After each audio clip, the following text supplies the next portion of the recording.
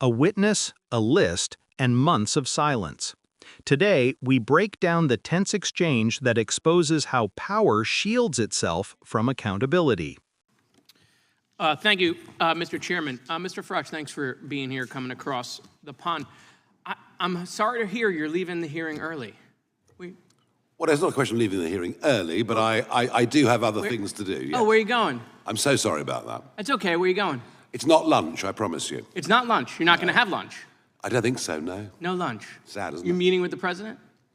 I can't remember what the schedule is. It's possible. You can't remember if you're meeting with the president. I'm being very polite, and I'm not going to tell you what I'm doing this afternoon, but I can assure you that... But there's the free speech hearing. You're not going to tell me what you're doing this afternoon? Free speech is one thing. Discretion's quite another, too. Okay. All right, so you're leaving to have lunch with the president. So, Mr. Farage, I have a question. Have you heard about the Epstein thing that's going on here? I have. You have? What do you think about it? I'm not going to give comment on anything happening in America. I'm here as a witness. Perfect. I'm here as a witness. I'm here as a witness for what is happening in the United Kingdom and in the European Perfect. Union. Let me just go through it. So it's been 9 months, right, since we've been meeting in these hearings. We've not had Pam Bondi here, even though we have jurisdiction over the Department of Justice, not Dan Bundy. The gentleman yield? Not Kash Patel. I will 100%. We'll go back and forth. Let me just do my thing. Okay. Well, I'm just going to correct. Kash Patel's coming in I'll give you an extra 10 seconds. Kash Patel, the Director of FBI, is coming in 2 weeks, and the Attorney General's coming in 4 weeks. Fantastic. But still, we're not doing that this week. The week we're having votes on the Epstein thing.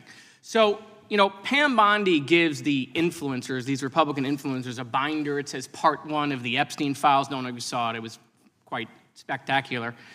The Attorney General then says the Epstein list is on her desk. Then DOJ issues a memo, says there is no list. Then, you have any questions about any of that? We've had no hearings on any of that at all. That, the list is on my desk, then there is no list. Then we gave binders to Republican influencers. This committee's had no questions on any of how that transpired at the Department of Justice. Then hold on. Well, it sounds like you're going to in the next few weeks. So that's a jolly good thing. Mr. Farage, we can talk soon, but not yet. Okay. Right. So then the president comes out and says the whole thing's a hoax. He blasts his own base. He blames Barack Obama. I mean, he hasn't been president for a very long time. Republicans then in committee vote against the release in the Rules Committee. Then Republicans refuse to go back in the Rules Committee because they're getting blasted for their vote, getting crushed by their own base. Congress leaves a day early. Then the administration sends the Deputy Attorney General to meet with Maxwell in jail. He happens to be Trump's former personal attorney. She says something favorable about the president. Miraculously, she gets transferred to a minimum security prison. The president starts talking about how he has the right to pardon her if he wanted to. The leaks to the Wall Street Journal then stop. We come back from break. We have the Massey petition. Comer does a document dump where 97% of these documents are already public. How long has he had those documents? Why hasn't he released them for the last 6 weeks? Does it the day of the vote. Then Republicans drop a non-binding resolution trying to kill the Massey discharge petition. The White House said passing the Massey discharge petition is a hostile act. Wow. That's a lot of distraction and deflection and misinformation. Wait, passing a discharge petition to release the Epstein files, the White House said would be a hostile act. Nope, we have no questions about that. But why? Why is it that we're spending so much political capital to keep this list from coming out? You think the list should come out? You think we should know the people who dealt with Mr. Epstein, Mr. Farage? I thought I was coming to a hearing on free speech, not process. Oh, well, listen, but here's the good... It sounds like you're discussing process. No. Do you think the list should come out? I have no opinion on it. I don't know at all. So we have victims that were sexually abused by potentially people in power, and we don't know who's on the list. I'm very happy. Hold on, Mr. Farage. We don't know who's on the list. We don't know who's on the list. We don't know if the president is or is not. I'm not going to say he is or isn't. I'm just going to say these are weird behaviors. We don't know that there aren't other people in Congress that are on the list. Right? We have no idea. Do you think the list should come out? You think people in power should be held to account for these victims who have been sexually abused and assaulted? You think the list should come out? I think that I'm very happy to come to a different hearing where you talk about legal process. Okay. But today, Will the gentleman yield for a quick question? I will yield to Were you free aware that he has already called for the Epstein file to be released?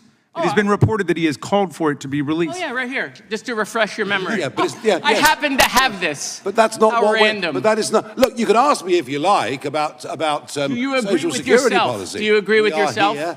We are here to discuss free speech. Hold on, it's awkward for your lunch after this? Do you agree with yourself? No, it isn't at all. Okay.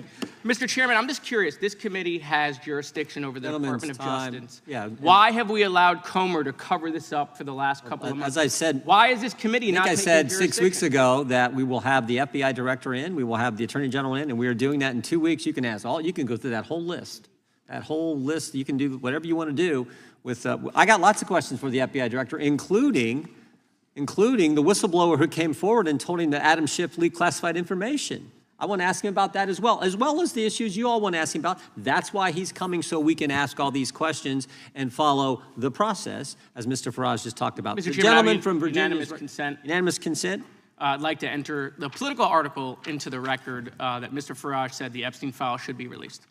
Without objection. The gentleman from Virginia is recognized. I thank the chairman. I want to talk about censorship tools that are being used by Europe and protectionist measures that have major consequences for U.S. companies and free expression. This hearing is one of those rare moments where the tension in American politics becomes almost tangible. Right from the start, you can feel it. The careful politeness of Nigel Farage colliding with Representative Moskowitz's persistence. Farage, traveling all the way from the UK, is here as a witness, ostensibly to discuss free speech, yet he finds himself pulled into a conversation about something much heavier, the Epstein files. These files, which have been shrouded in secrecy for months, represent a critical intersection of political influence, institutional accountability, and the rights of victims seeking justice. The exchange begins almost lightly. Questions about Farage leaving early, whether he's meeting the president or simply having lunch. But underneath this small talk lies a deeper frustration. Moskowitz is pushing for transparency in a system that has been slow, evasive, and, in some cases, deliberately opaque. Farage deflects politely, almost theatrically, repeatedly asserting that he is there to discuss European issues, not U.S. legal processes. It's a masterclass in political evasion, polite, civil, and frustratingly non-committal. But then Moskowitz turns to the heart of the matter, the Epstein files. What we see here is a timeline that is dizzying in its complexity, but alarming in its implications. Pam Bondi, a former attorney general, reportedly hands binders containing part of the Epstein files to Republican influencers. Shortly thereafter, the Department of Justice issues a memo claiming there is no list at all. Congress debates releasing these files but stalls, votes are delayed, and the White House frames efforts to compel disclosure as hostile acts. All of this isn't just procedural noise. It directly impacts the lives of victims who were abused and are still waiting for accountability. Moskowitz repeatedly presses the question, if powerful individuals are implicated, shouldn't the public know? Farage, in his polite detachment, refuses to weigh in, insisting that he is not there to comment on American legal matters. The contrast is striking.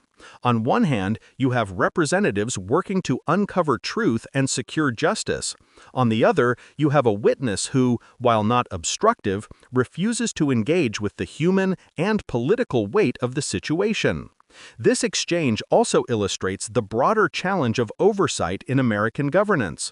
Congress has jurisdiction over the Department of Justice, yet for months, hearings on this matter have been deferred. Key figures, including the FBI director and the Attorney General, have yet to testify, leaving important questions unresolved. We see the tension between process and accountability. Lawmakers are bound by procedure, yet the public demands answers that the system struggles to deliver efficiently. This is a structural issue, not merely a political one, and it highlights why transparency and procedural rigor are both critical and often at odds. Meanwhile, the hearing moves to the international context of free speech. Farage's presence and his expertise on European censorship serve as a reminder that the U.S. is not operating in isolation. Globally, governments are grappling with similar questions about the power of platforms, the reach of censorship, and the balance between protecting society and upholding individual rights. The juxtaposition of Epstein files and free speech may seem jarring, but it underscores a key point. In a world where information is power, control over that information becomes political leverage. Ultimately, this hearing is a lesson in accountability, power, and the complexity of governance. It's not just about whether a list exists or whether certain individuals are implicated, it's about how institutions respond or fail to respond when powerful actors are involved. It shows us that transparency is not automatic. It must be fought for, demanded, and enforced. It reminds us that witnesses can be polite yet evasive, that hearings can be procedural yet consequential, and that citizens must remain engaged to ensure justice is not delayed indefinitely. At Left Lens, our goal is to help you not just watch these hearings, but understand them, to see the tension, the procedure, and the human stakes behind every exchange, to see how power operates and where accountability struggles to keep up. The Epstein files, the political maneuvering, and the evasions are all part of a broader story about governance, responsibility, and the ongoing fight for transparency. If you want more in-depth analysis of political hearings, accountability, and the dynamics of power, subscribe and stay tuned, because understanding what happens behind closed doors isn't just informative, it's essential.